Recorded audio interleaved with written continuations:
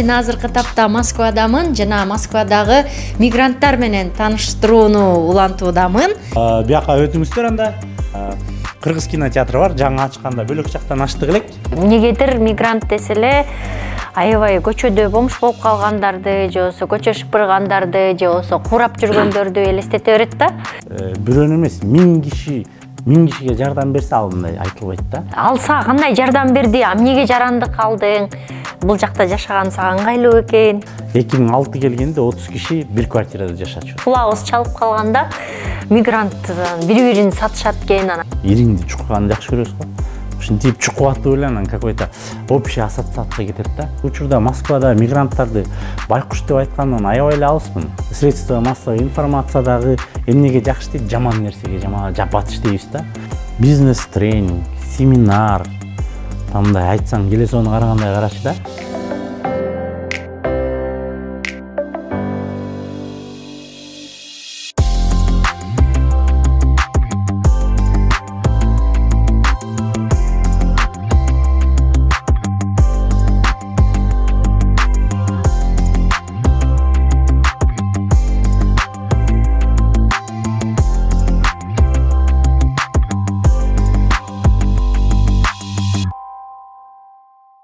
Саламатсыздарбы, урматтуу YouTube каналынын көрүүчүлөрү. Мен азыркы тапта Москвадамын жана Москвадагы мигранттар менен тааныштырууну улантуудамын. Жанымда болсо 15 жылдан бери дал ушул Москвада болуп, азыр Москвага кожоюндук кылып аткан Азамат Адылгазиев менен тааныштырам. Саламатсызбы? Саламатчылык. Сизди көрүп атканыма абдан кубанычтамын. Азаматты биз дагы көп жылдан бери тааныйбыз, анткени кинотеатры бар жана кинотеатрына кинобуз чыкканда дайыма ошо Москвага келип, кыргыздар үчүн кинолорубузду көргөзөбүз. Азыр Азамат сиздин кинотеатрыңызда, анан рестораныңызда турабыз. Бир сыйраак элдер менен тааныштырып өтөсүз деген ишенимдемин. Да, бияка өтүңүздөр анда. Бул жакта биздин кичинекей чакан рестораныбыз. Көбүнчө бул жакта кыргыздардын жентек тою, тушоо тою, андан тышкары үйлөнүү тою, ушу сыяктуу Кыргызстандагы эле, дал эле Кыргызстанда кандай болсо, ошондой эле тойлор өтөт, кечелер өтөт, туулган күндөр өтөт. Көбүнчө анан биз круглосуточно иштегендиктен эртең менен кечинде түштө келип дагы жөн эле тамактанып кетишет. Андан тышкары дагы бул жерде жаныбызда Кыргыз кинотеатры бар, жаңы ачканда бөлөк жактан ачтык элек. Анан бул жакта Кыргызстанда кандай жаңы кино чыкса, кандай жакшы кино чыкса, ушул жака келип, кыргыздар кино көрүп, мекенин сагынгандар, бизче айтканда кыргызча приколдорду көргүсү келгендер ушул жака келип кино көрүшөт. Андан тышкары дагы бул жөн гана кино эмес, коомдук жети областтын биримдиги ар кандай собраниялар болгондо жана ыркеселер болуп калганда көбүнчөсү ушул жактан өткөргөнгө биз шарт түзүп беребиз. Андан тышкары кол күрөш болот, китеп сүйүүчүлөрдүн жолугушуулары болот, интеллектуалдуу оюндар болот, ар кандай көп толтура мероприятиялар болсо, ошого келип ушул жерден сахнага ырдашып, бийлешип, анан кетишет. Анан Азамат кинотеатрдын ачылганына жаңылбасам 5 жыл болду, 5 жылдай болуп калды, ооба. Анан 5 жыл ичинде кыргыздар бияка келгенде мындай маданияттык эс алуусу кандай, кинолорго мындай келип атканы жакшы эле келишеби, кантип отурушат? Эми башында жаңы ачканда кичине кыйынчылыктар болгон. Анан кээ бирөөбүз айылдан эле келип, туз Москвага келип алганбыз. Анан ошо киного келгенде, башында келгенде насвай чегишчү, ар кандай бир начар нерселер калчу, түкүрүк калып, ошо сыяктуу болчу. Анан буюрса, акыркы 2 жылдан бери байкап атам, попкорн алып, суу алып, азыр өзүбүздүн жана бадырак келди го, бадыракты жешип, ордун тазалай кетип, өзүнүн аркасынан суусун алып барып мусорный ящикке таштап калышты. Анан баягыдай болуп кино көрүп атып телефон чалса сүйлөшө берчү, эми азыр сүйлөшпөй кичине жакшы жагына болуп калдык деп байкап атам да. Ушул тартипте кетип баратабыз буюрса. Анан кандай жанрдагы кинолорду көп көрүшөт, Кыргызстандан эмнелерди күтүшөт көрөрмандар? Бул эми көбүнчө биздики Москвага кыйналып келгендиктенби, бир кыйынчылыкта Москвага жыргаган киши келген эмес да. Баары кыйналып келген да, туурабы? Анан ошо кыйналып келгенге баардыгы эмнегедир комедия жанрында кинону көрүшөт. Анан драма кинолор чыккан, аябай жакшы кыргыздардыкы чыгат. Анан авторский кинолор чыгат, бирок аларга ачыгын айтканда киши абдан аз келет да. Анан көбүнчө жакшы бир комедия болсо, анча мынча мааниси бар, анча мынча жакшы бир нерсеге чакырган, жакшы жол көрсөтө турган, кыргыздын менталитетине ылайыктуу кинолор болсо, аябай киши көп болот. Акыркы учурда кинолордон, мисалы азыр айтсак, азыр Аяш киносу жүрүп жатат, ошо аябай чыкканына 2 айдан бери коюп атабыз, дагы эле кишилер үзүлө элек да.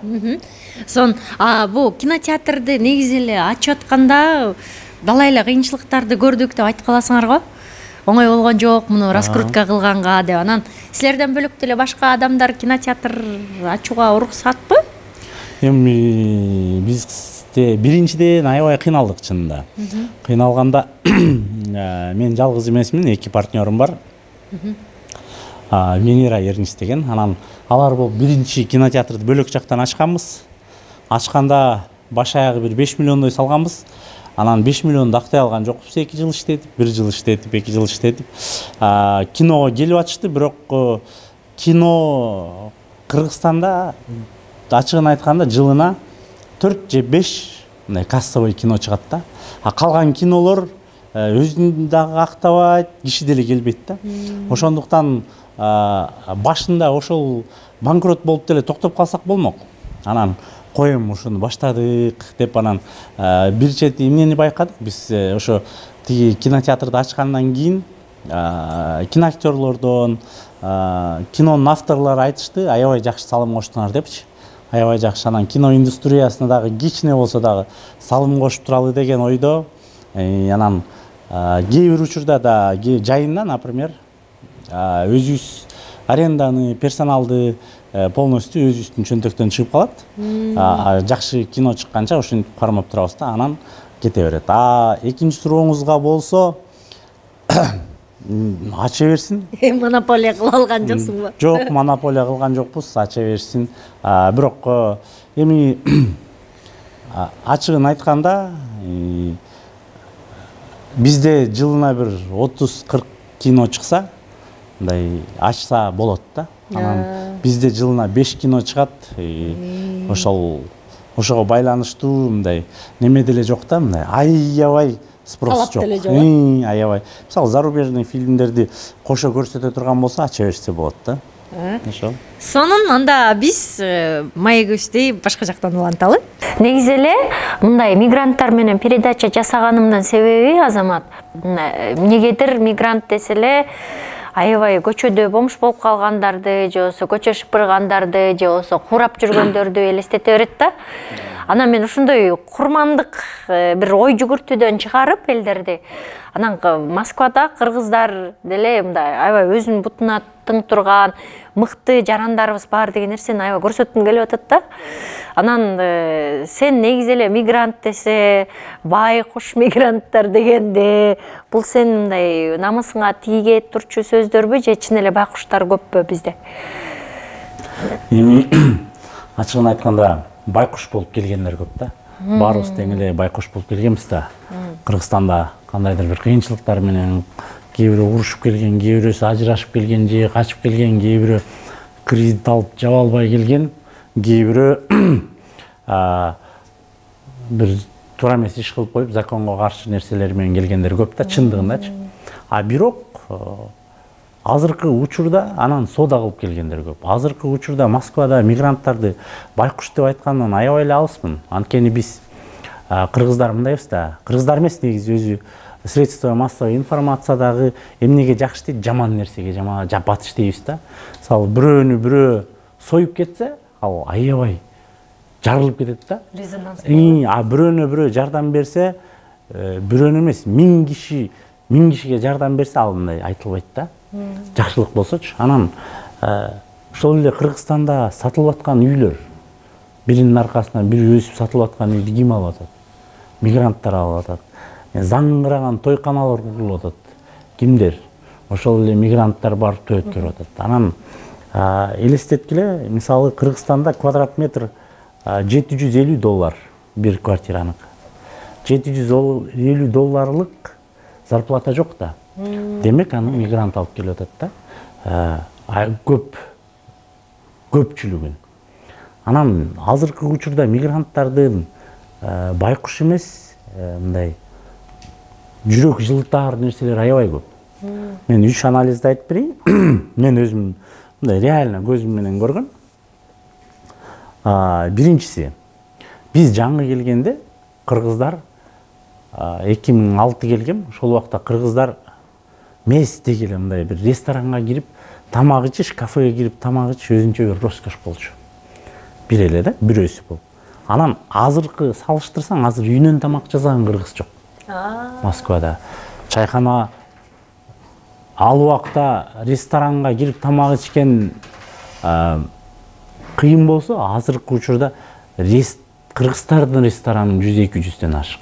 Үйүнөн тамак ичкен кыргыз жок. Бүт баары көчөдө тамак ичет. Ресторанда же кафеде тамак ичет. Экинчи анализ болсо, бул аябай чоң анализ. Мындан 5 жыл мурун кыргыз граждандарына ипотека үй берилет Москвада дегенде, Москвада билесиңер, үй 10 миллион да, средний, азыр 15 миллионго чейин чыгып кетти. Биз дагы үй алалы ипотека деп барганда, мен барган банкта договордо 10 киши отурса, ошонун 4-өө кыргыз болчу да. Элестеткиле, килейген 20 миллиондук Москвада 5-өөбүз жүрөбүз ошол жерде. 5 кыргыз жүрөбүз, тиякта 6 бөлөк тантса да, морус. Анан ошол бумдан кийин дагы Москвадагы кадимкидей ошо мен ойлой берем, ошо кыргыздарды салымы болуш керек, недвижимосттун көтөрүлгөнүнөчү деп, анткени туруп эле бир күндө бир банкка 100 заявка түшсө, анан ар бир банкка 100төн заявка түшсө эле ипотекага деп.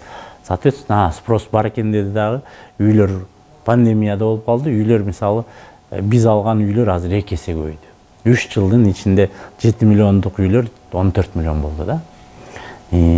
Бул экинчи жагы. Эми элестеткиле, үйүнөн тамак ичкен кыргыз жок.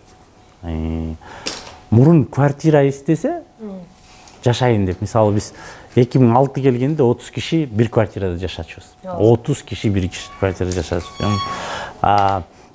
Ал жерде жакшы жагы да бар. Биз коллективный көчмөн калыппыз да, көчүп барып боз үйдө жашай бергенбиз да. Мындай нормально. Ошол биздин качество менен биз аябай Москванын көп рыногуна кирип алдык да. Эгер анты алганды билбесек, мисалы орус туугандар, Владиков бүт баары Москвага келгенди каалайт. Бир эле проблемасы бар, барьери бар, каяка жашайм дегенчи. Кыргыздарда андай барьер жок да.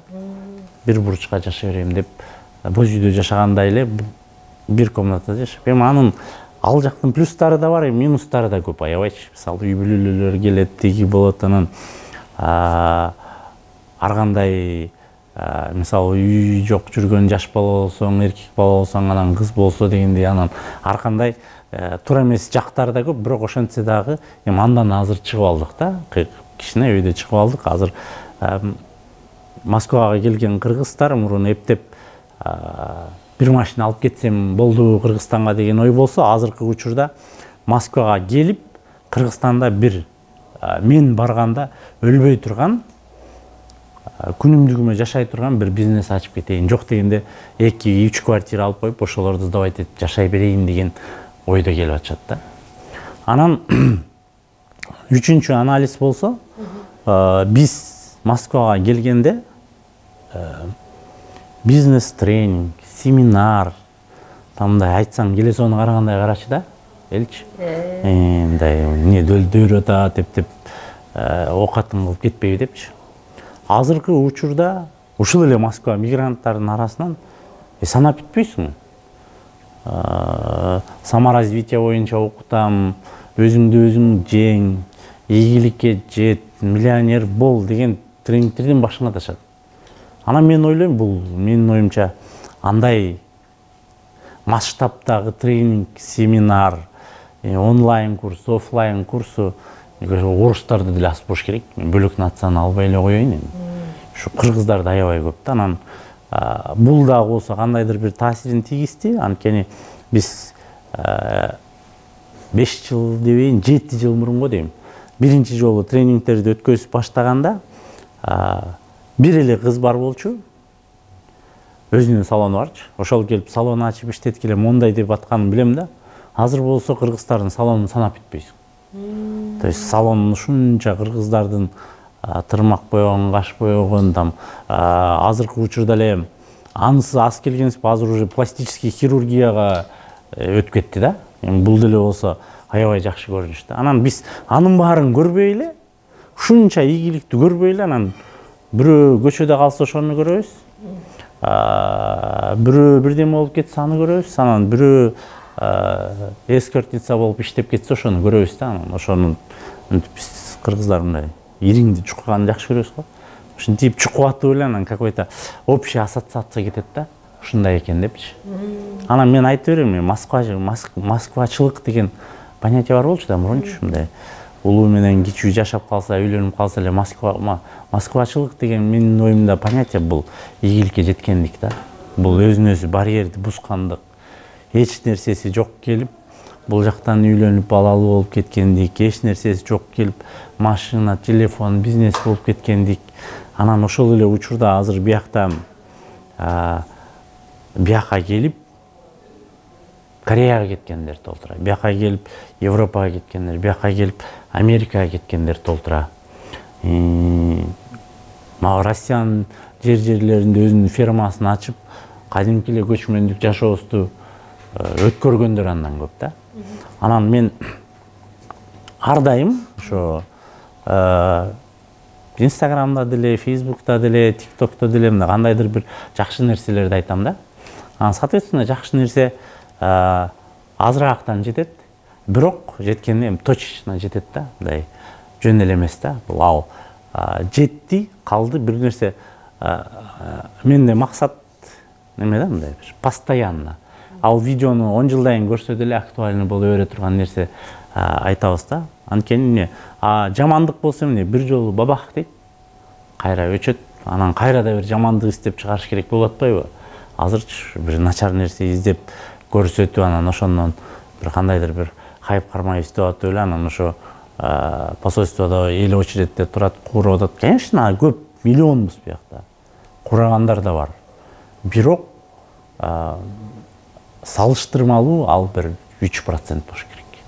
97%-ин укмуш ийгилиги болбосо да туруктуу жашоосу, туруктуу иши, туруктуу Кыргызстанга жөнөтө турган өзүнүн салымы бар да. Жок дегенде айына бир 15 минимум. Сен бу жактан Орусиядан гражданствосын алдың, жарандыгын. Анан алса кандай жардам берди? Эмнеге жарандык алдың? Бул жакта жашаган сага ыңгайлуу экен. Эми мындай болгон. Үйдү да сатып алдың ипотекага, Биякта эми бизде мындай да. Биз 2006 келип, анан 2010-жылга чейин жөн эле паспорт берген. Жөн эле. Мындай паспортун алып барасың, бересиң, бирок гражданстводан отказ кылбайсың өзүңдүн. Менин мисалы Кыргызстандыкы да бар жарандык, Орусияныкы да бар. Азыр кийинки алгандар Кыргызстандыкын ала албайт, анткени отказ кылышат да. Биздин учурда жөн эле берген. Эми бул жөн эле бергенин себебин айтсам, бул резерв деп коет национальный. Мисалы Орусия жылдан жылга 1 миллион адам азаят да. Азаят, эмнеге азаят атат? Анткени эч ким балалуу болгусу келбейт, 2 балалуу болсо бала баккысы келбейт. Анан ошонун айынан эле буларда азайды, анан эмне кылып толтуруш керек нацияны? Нациянын калкын мировой рейтингде толтуруп туруш керек да. Анан ошондо самый подходящий биз болгонбуз да, менин оюмча. Казакстан, Кыргызстан, Белоруссия, Украина. Анан ошол учурда берген, анан ошол өздөрүнүн планкасы толду, анан 2010 жаап койду. Жаап койгондо эле бир чет жакшы болду бизге деле, анткени көп аябай көп алып ийдик да. Анан жарандыктын эмнеге жардамы тиет дегенде, эми Россияда жашагандан кийин аябай эле көп. Мисалы, медицина абсолютно бесплатно, школа бесплатно, транспорт бесплатно, бардыгы бекер. Анан анын үстүнө да пособие берет, 3 жашка чейин тамагыңды берет. Анан 2 балалуу болсоң 600 000 берет. анан да көп балалуу болбойсуң, Россиянын бир жеринен жер берет бекер элечи, бак депчи. Анан ошондой бир нерселер бар. Андан тышкары дагы муну алганыбыздын эң себеби ошо бизнес кылганга аябай ыңгайлуу да. Анткени эң жаман жери бизнес кылып аткан жериңен черный списокко түшүп калсаң бүт. Бизнесиң да өлөт, бүт баары өлөт да. Анан биз ошо бизнес кылып, анан бизнес кылганда дагы мен бир кички кезде ките окуп калгам. Себеп дегенчи, бирөөнө причина и следствие деген бар го орустарда.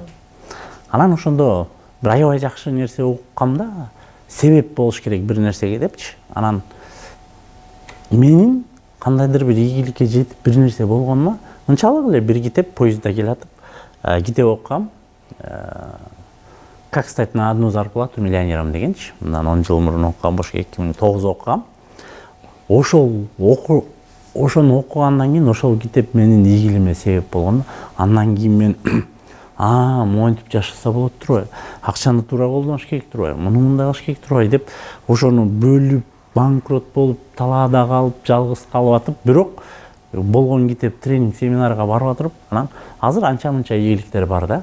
Анан ошондо ойлогом мен дагы себеп болоюн, Кыргызстандын өнүгүшүнө себеп болоюн деген кичинекей максат койгом.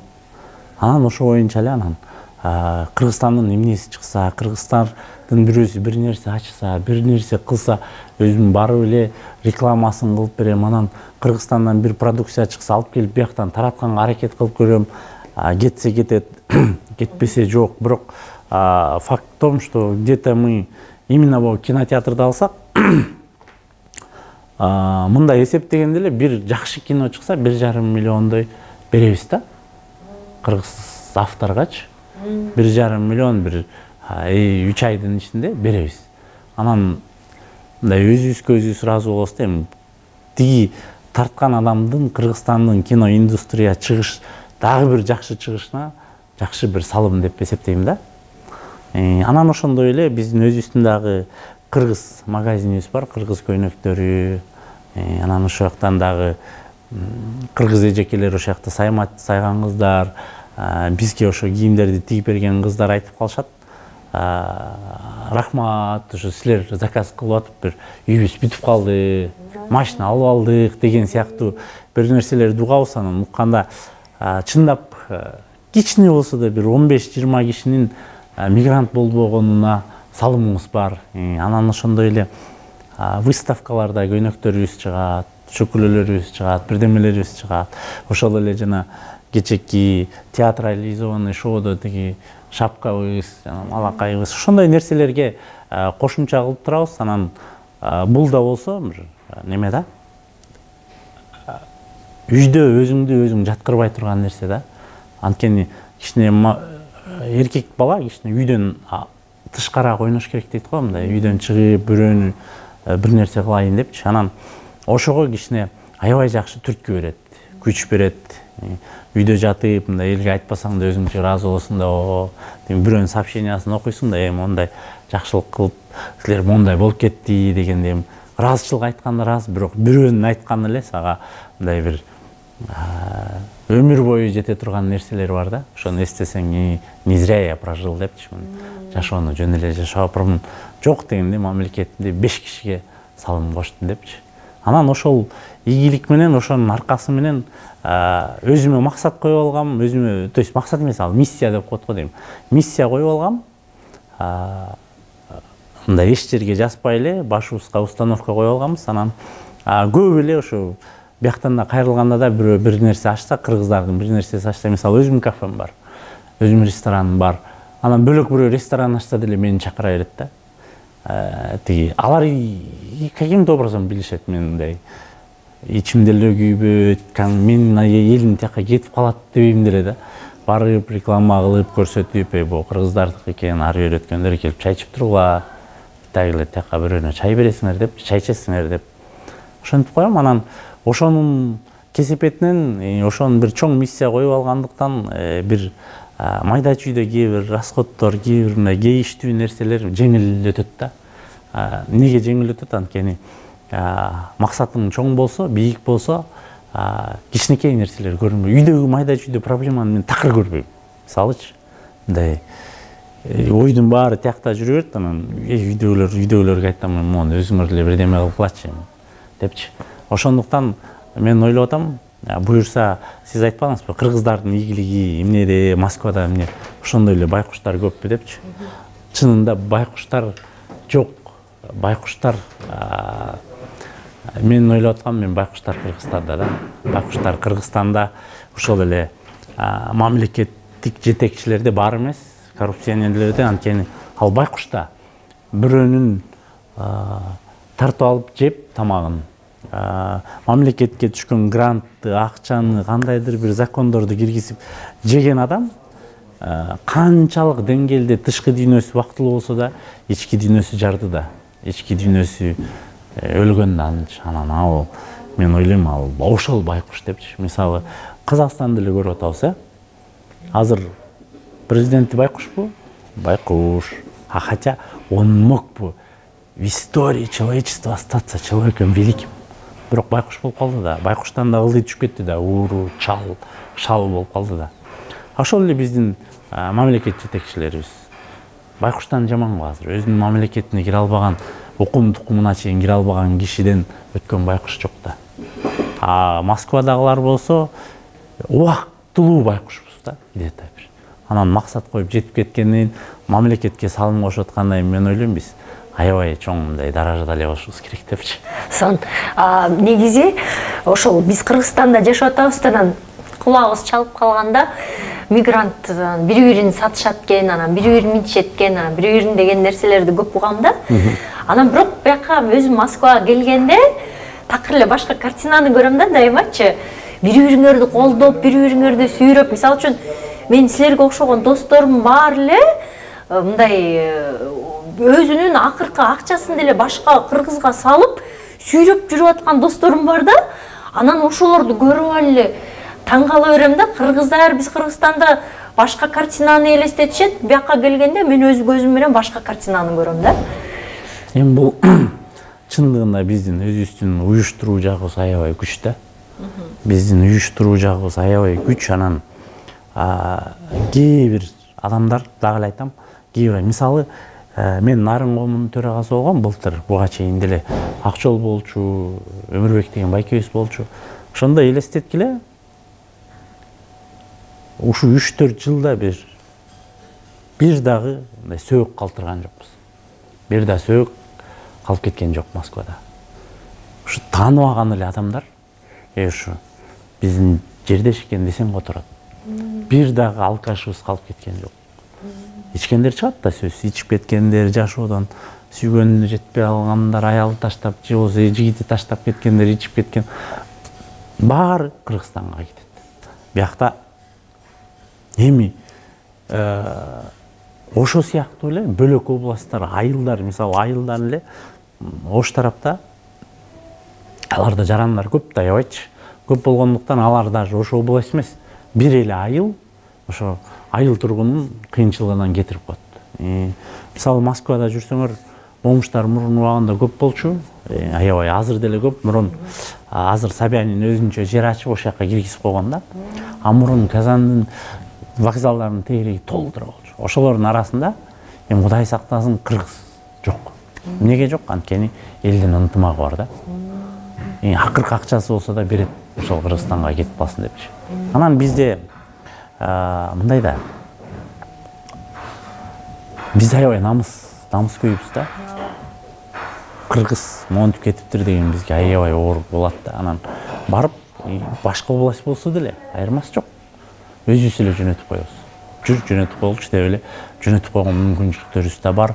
Жөнөтүп кое турганда кандайдыр бир элге ишеним бар да. Азыр мону ортого салсам, эл акчасын салып, бирөөсүнүн арасынан бирөө алып барып аэропортко салып, жуунтуп тазаланып жеткирип коет дегенчи. Ошентип биздин ынтымагыбыз менен келе атабыз. Анан жана сиз айткан алдагандар деле бар. Шылуундар деле бар. Эми бирок алар азайгандан азайып кетип баратат да. Анткени алар түшүнүп атат, мындай жол менен бөлөк бөтөн жерде бир нерсеге жетиш кыйындыгынчы. Анан сиздин жакында эле бир китебиңиз чыкты. Ошо китебиңерде эмне тууралуу жаздыңар? Эмне түрткү болду ал китепти чыгарганга? Эми ал китеп мындай болду да. Негизи максат бир кыргыздын бир мотивационный бир турмуш бар алынган кыскача үзүндүү китептер жазылса экен деп жазсак деп жүргөм. Анан мен эмне кылдым? Мен 3 жыл мурун баштап мындай ойлонуп карасам, мен ойлодум, неге баштасаң, китеп баштаганда, мисалы, көркөм адабият болгондо, ал жеңил да. Мен тиіп улап кетесиң да. Мен анткени гезитте бир убакта иштегем, мындай жазып, бир чакан бир повесть жазып, анан аны улап кете бересиң. Жашоо турмушундагы китепти улап кетиш башкача экен да, ситуация ар кандай болот экен. Анан мен ойлодум, баарын соцсетте баракчаларга түшүрө берейин, анан кийин жыйынтыгы болот деген ойдо. Ошону аны мен жөн эле жазган жокмун да. Менде максат бар болчу, күндө бир жазуу, 1-2 баракча, ошону чыгарып коюу. Анан жөн эле эмес, ал баштан өткөн. Тренингке барам, семинарга барам, коомдордун собраниясына барам. Бир бизнес баштайм, күйөм, бир бизнес баштайм, ал жакшы кетет. Ар бир ички дүйнөдөн чыккан, жүрөктөн чыккан, анан жөн эле мындай бир көзүңөрдү жумгула, бактылуу болосуңар, эртең менен кечинде там элестеткиле, анан машинеге түшкөнүңөрдү элестеткиле укмуш болосуңар деген сөз жок да, аякта реальность. Что было, что эмне болду, эмне болот, кандай кыйынчылыктар болот, бизнес деген оңой эмес. Башыңды коюшуң керек.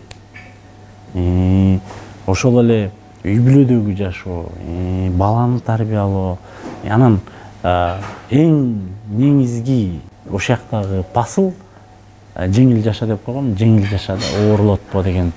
Мисалы, жашоону биз аябай оорлотуп алабыз да. Мисалы, ошол эле өзүң жакының эле бир машина алган болсо, сен жашооңду оорлотуп аласың, мен да алайын депчи. Ал оор да жашоо. Бирөө айфондун акыркы чыкканын алып алса, жакын таанышың. Сен жашооңду оорлотуп аласың да, мен муну алам депчи. Анан бирөөнүн ийгилигине өзүң жашооңду оорлотуп атасың. Же болбосо бирөө кереги жок нерсени деле сен жашооңдо көп деле кереги жок. Мисалы, чоң үй сатып туруп, анандай чоң сервант койгон, ал сервантты көрбөйсүң деле.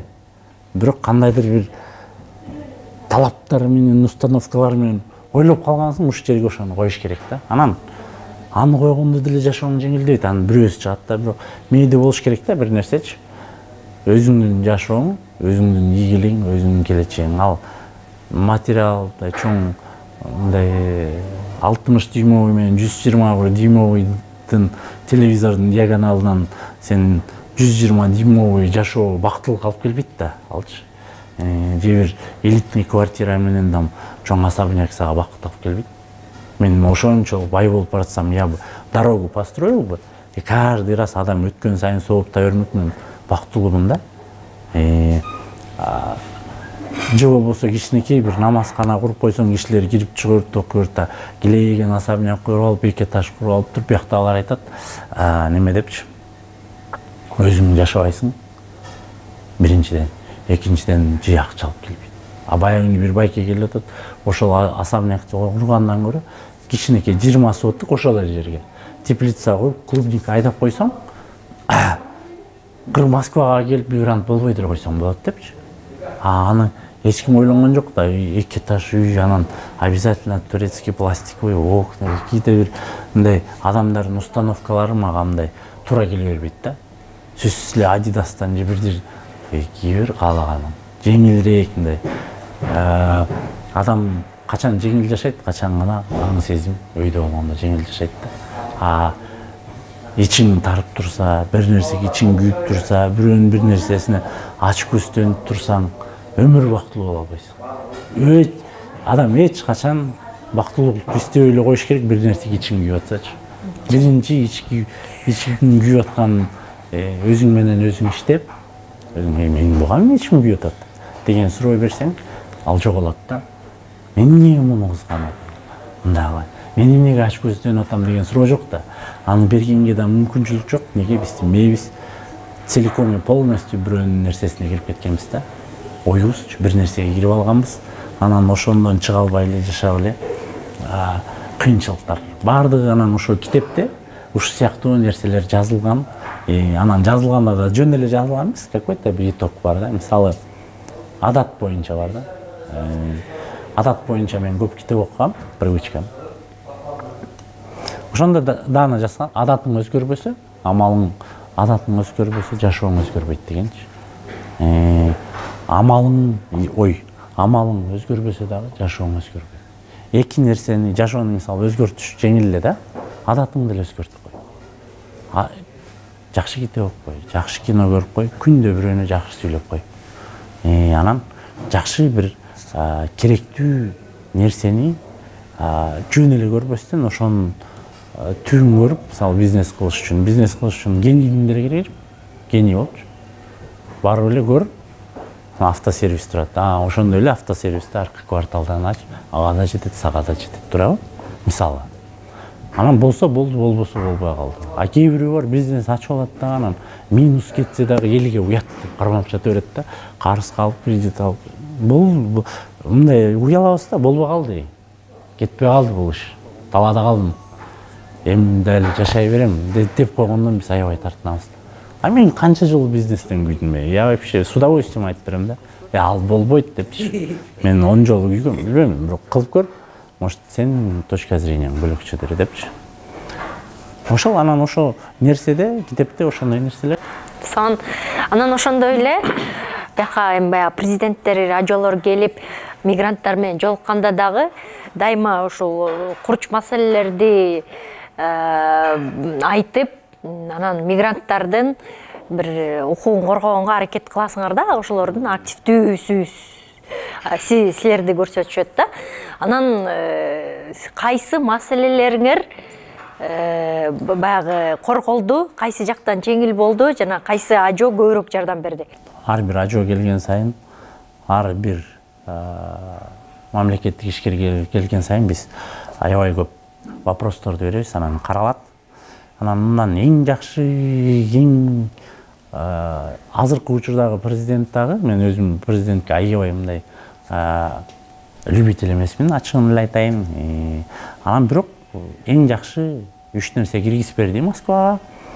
Бул биринчиси праваны эми Москвадан алганга болуп калды. То есть правасы жоголгон болсо, мөөнөтү өткөн болсочу, Кыргызстанда алынган болсо. Бул мисалы 10 миң, 20 миңге жакын водительдерибиз бар да. Ошолорго мисалы 20 миң адамдын кандайдыр бир түйшүктөрүн чечип берди десек болот. Бул жагына рахмат. Анан экинчи эле ошол учурда консулствода азыр мурун 3 справка берилип калды. Бияктан үйлөнө алчу эмес. То есть үйлөнө алчу, бирок Кыргызстанга барып никеси жок деген кагаз алып келчи да. Азыр никеси жок деген да бияктан берилип калды. Анан үчүнчүсү азыр эң жакшы кылган себеби азыр балдар төрөлгөндө обязательно загран алыш керек, СВР алыш керек да. Справка о возвращении на родину. Ошону в день берип калды да. Күндө берип калды. Конечно, очередь элдин недовольствосы деле көп. Түшүнүп эле турам. Посольство эмне иш кылып атат деп. Бирок бул да жок болчу да. Булар да кылынч эмес. Азыр ушул үч нерсе калды. Анан убагында ошо вопросторду чечип бергенден Атамбаев аябай жакшы, Атамбаев аябай жакшы кылып кеткен. Биз 1000 деген адамдар очередьте патент алат элек, разрешение алат элек деп 1000 депти, жана бир малды кармагандай эле кармачы, щеткадачы. Анан ошо эртең менен саат 8-де ачылат деген жерге түнү барып, түнү саат 12-де барып очередке туруп, эртеси күнү жетишпей калчу да. Анан ошону ошентип аябай кыйынчылыкта турган учурда биз таможенный союзга кирип, ошондо эми көп эле айта беришет, таможенный союз өлтүрөт, ызы-чуу аябай көп болду да. Бирок биз фактты карашыбыз керек да. Фактты караганда 1 200 Россияда жүрөбүз. Это Кыргызстанда бир 50 миңден ашып кетсе, 30 миң бизнесмен бар. 30 миң менен 1 200 000 салыштырганда болбойт да. Анан ошо ягынан таможенный союзга киргенден баштап биз патентте жасабай калдык, разрешение на работу да албай калдык. Аябай чоң возможность ачылды дагы. Ошол таможенный союзга киргенден баштап именно Москвада эң көп зарплата бериле турган жерде бүт СНГ, даже орустардын өздөрүнөн да көп кыргыздар жакшы орундарды ээлеп калды. Анткени работодатель да понимает, что буларга разрешениясынын кереги жок. Регистрация менен жумушка ала берет, трудовой кодекс оформляйт этип коет, все. Ошонун айынан азыр миллиондогон кыргыз жакшы жылуу жумшак жерде иштеп атат да. Ошол эки президент айтсам болот. Азыркы Атамбаев. Анан калган президент учурда Сооронбай Жээнбеков ал болсо келди, түшүктөрдү айттык, анан ал 3 жылдан кайра кетип калды. Ал убакта вопрос, кандай вопрос болсо ошо боюнча эле калды. Мамлекет ишкерлери келет, депутаттар келет. Эми аларга айтып коебуз, ошо боюнча эле болду да. Калып кала берет да. Калып кала берет. Жакшы. Анан азыр болсо эмнегедир ошо чет өлкөдө жүргөндө ошо адамдар өздөрүн бир өгөй баладай сезет да. Силерде мындай ошо эми 15 жылдан бери бияктык болуп калдың. Ошо орус эли кандай мамиле жасайт, кыргыздарга кандай мамиле жасап калды, ойлор өзгөрүлүп калдыбы? Анан өзүңөрдү мындай өгөй бала сезбей элесиңерби, өз үйүңөрдө элесиңерби? Биз ачыгын айтканда күчкө салып эле өз бала болуп атат окшойбуз да. Мындай бир кандайдыр бир күч, энергия бар да биздечи, биякта жашап көмүп калдык, тиги болдук. Анан негизи чын-чынына келгенде эми кайсыл эле мамлекеттин жаранын убактылуу гана жакшы көрөт да. Анан дайым калыптанып калса, кандайдыр бир ич күйдүлөр болот. Анан историяда мындай да, калктуу мындай өзү жашап аткан элге караганда тыштан келген эл батыраак өнүгүп кетет экен да. Анткени жер издеп, кычык издеп, жашоо издеп, бир нерсе издене берип, калыптанып калган эл эч нерсе издебейт да. Жашай берет жыргап, мамлекеттин акчасын алып. Анан кандайдыр бир өнүгүүлөр болуп баратса, баягыдай 2006-да мындай ярый, дерзкий мындай мустап кетип, союп кетип, поездга түртүп кетип деген жогураак. Бирок анткени экинчи поколение өсүп калды да, биз менен кошочу уже урайым десе деле, мисалы баягы ютубтан көрдүңөр да, урайым десе каралар өздөрүн уруп коюп дегендейчи. Анан биз аябай көп болуп кеттик да. Көп болуп кеттик, анан кандайдыр бир ушундай эле болуш керек деген мамиле болуп калды да. Мисалы официанты деле кыргыз, повары деле кыргыз, администратору деле кыргыз болуп калбайбы бир кээ бир ресторандардачы. Анан ошого жергиликтүү эл көнүп калды. Эски эл болсо дагы эле бар, кандайдыр бир өтүп баратсаң бир чурка деген сыяктуу сөз айтат, понаехали дегендерди айтат, эми колакта көнүп калды да. Ошол. Мисалы подъездеги бабушкалар мурун аябай катуу жаман сөз айткан болсо, эми азыр аларга деле ары бери өтүп алмасын берип, чайын берип көнүп талдык окшойт. Бизди көргөндө тетирип кубанып калды. Москвага келгенде, Россияга келгенде биз Азамат, Назира, Ашмат эмеспиз да, биз кыргызбыз да. Ошондуктан бөлөк жака баратканда биз кыргыздын рухун, духун, маданиятын тетиги 2001-ден бери келаткан кыргызды алып барабыз да. Анан ошол жака барганда кыргыздын жүзүн элестетип, жаман иш кылбай, жакшы жака умтулуп, аябай жакшы иш кыласаң дагы жок дегенде жаман кылбай жашайлы. Кыргыздардын онторусунда да кыргыздар бутунан бирин-бири тартат деген сөз ал бир каякта бир бизди көрө албагандардын сөзү болсо керек. Анткени Москвага келип миллиондогон случайын айтып бере алам. Кыргыз кыргызды кетирди депчи. Кыргыз кыргызга жардам берди. Ошол эле кыргыз китеп берди, ошол эле кыргыз кыргызга. Мисалы биз Нарынгомо чогулуп Баткенге китептерди бердик, Дошко, Жалал-Абадка, жанагы жок дегендей жаманчылыкка эле акча кошо бербей китеп кошуп койгулчу. Бул өмүр бою калат деп жакшы жагынан көрсөтө берели. Жакшы жагынан ийгиликтер жарала берсин. Бизди көргөндө, мисалы көп эле кыргыздарды көргөндө силердин ынтымагыңар бийик дейт да. Ошол ынтымагыбызды бийик, анан өзүбүздүн эгону ылдый коюп, жакшылыктын үстүндө, анан кандайдыр бир колдон келсе, сөзсүз эле бизнес ачыш керек эмес. Сөзсүз эле. Официант болсоң дагы, болду жуузаң дагы, эч нерсесин урдабай, официант болсоң дагы жумушуңду ашыгыраак кылып, ошо жумушун ашыгыраак кылган эле киши менеджер болот. Ошо жумушунан өзүнүн обязанностун ашыраак келген киши топ менеджер болот да, чын-чынындачы көп иштеген. Өзүбүздүн ишибиз менен, ак эмгегибиз менен, анан бул жүрөктүн тазалыгы менен дүйнөгө тарай берели. Чоң рахмат. Дайыма ошо Кыргызстандан келбей эле аябай жакшы кучагыңар жайып тосуп аласыңар, ушундай ынтымагыңарды, ушундай жакшы колдооңорду дайыма көрсөтүп турасыңар да. Анан бир Москвага келатканда бир бир башка өлкөгө баратабыз дебейбиз. Биз келатканда өзүбүздүн үйүбүзгө келаткандай шаңыраңдап келебиз. Анткени бул жакта силер барсыңар да.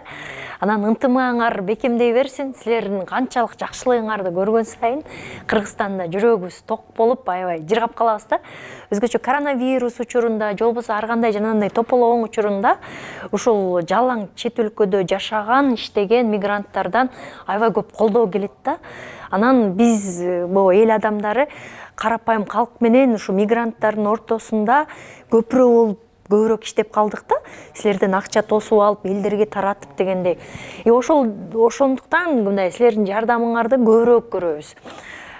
Ошон үчүн кыргыз элинин атынан ыраазычылык билдиремиз сизге. Рахмат.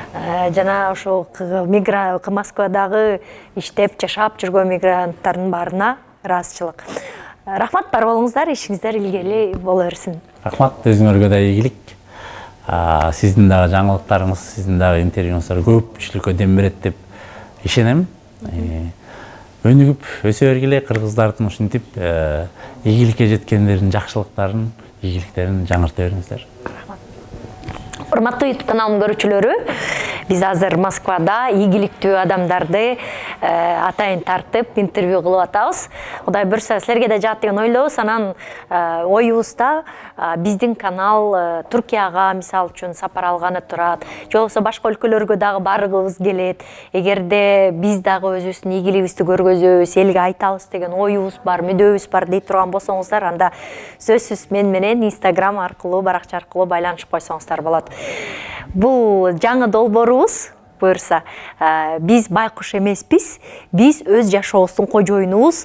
Кыргыздар мыкты болот, кыргыздар өсөт, өнүгөт деген дем күч менен программабыздын соңуна чыктык. Кайрадан көрүшкөнчө сак саламатта туруңуздар.